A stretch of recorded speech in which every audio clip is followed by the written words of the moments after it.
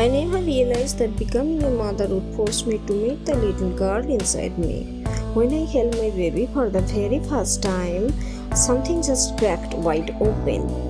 I was not just love, it was memory. Suddenly I was not only responsible for raising a child, I was facing the childhood I had never fully healed from. I started noticing its small, unexpected moments, the way my chest would tighten when my baby cried, the almost automatic urge to say you are fine instead of taking a moment to say I hear you. There was the voice in my head that sounded suspiciously like my own parents, dismissing my feelings, rushing through emotions, and calling survival strength. That's when it hit me like a ton of bricks. So, generational trauma does not just disappear when you become a parent, it shows up in how you react, in the things that make you feel uncomfortable, and in all the lessons you were never taught. For generational pain was normalized, and silence was a tool for survival. Emotional neglect was just labeled as discipline.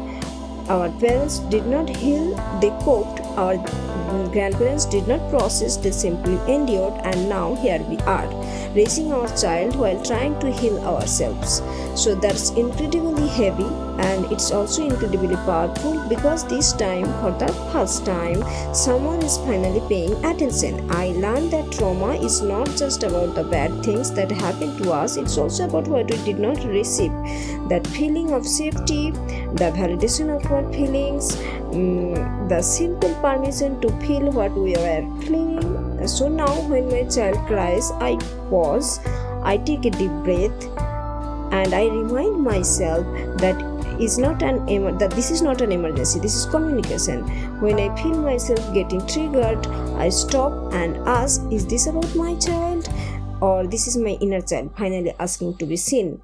So instead of repeating the pattern that hurts most, I consciously choose something different.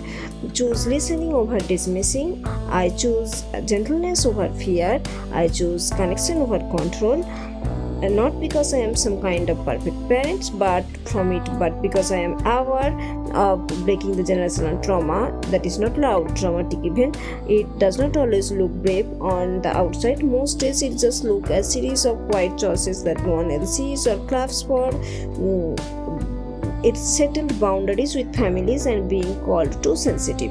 It's going to therapy instead of just pretending you are fine. It's apologizing to a child when you lose your patience, because no one ever apologizes to you when you were a child. And yes, it can be lonely sometimes, especially when you are the one changing the rules of a family that survived by never questioning them. But here what keeps me going is that my child gets to carry less fear, less shame, less of the emotional weight that was never theirs to hold in their first place.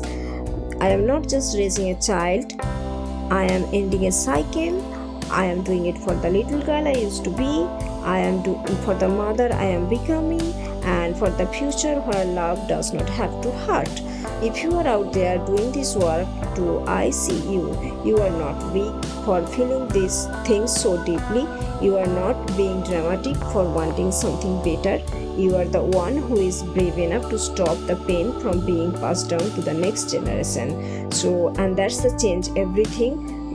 Thanks for listening this, and if this resonates with you, please consider subscribing.